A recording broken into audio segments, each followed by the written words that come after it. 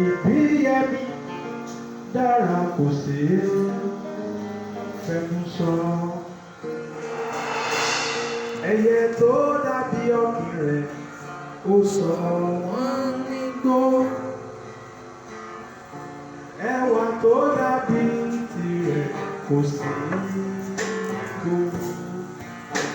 Dákun fẹ́mi, dákun fẹ́mi, dákun fẹ́mi, dákun fẹ́mi, dákun fẹ́mi ooo, dákun fẹ́mi, dákun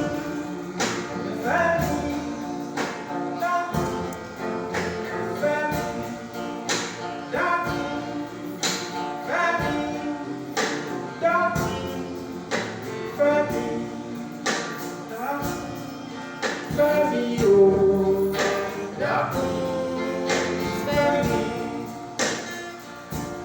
Ọlọ́pàá ẹwà àdúrà orí fi ẹ́ sílẹ̀ láéláé, ẹ̀rín rẹ̀ kò láfiwé, ó máa ń dàbí oyin ní lọ́kàn mi, òwúrọ̀ mi, Ibiyemi ó máa ń dá mi lọ́rùn. Mo lè torí rẹ̀ ayé ìràwọ̀ tó bẹ lójú ọ̀run. Lọ́pẹ́ jàrọ̀ wàhálà nínú òkun. Mo lè torí rẹ̀ ríṣẹ́ làkúrẹ́ láti ìpínlẹ̀ Ọ̀ṣun. Fojú rẹ̀ wò mí fà mí mọ́ra torí ọba tó lọ́run. Ó dákun fẹ́mi, dákun fẹ́mi, dákun.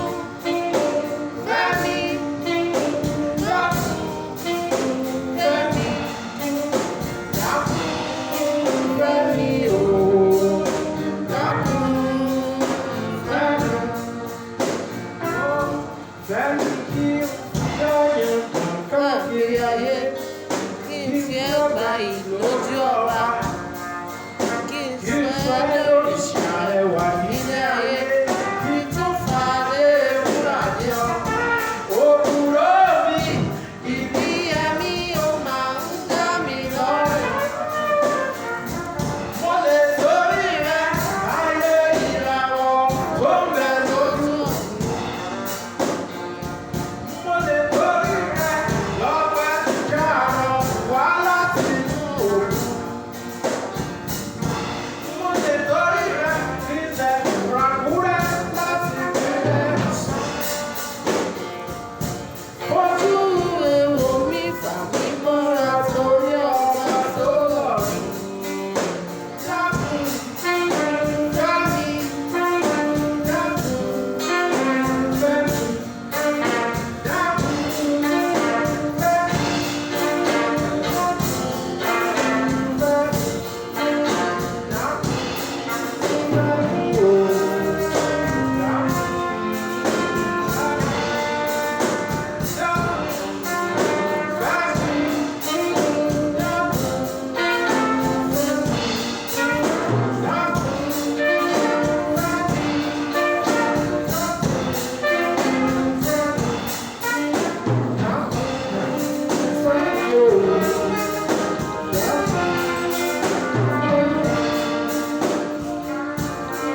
Gàdí àwà ilé ìwé, ó ti sórí rẹ̀ kòdó.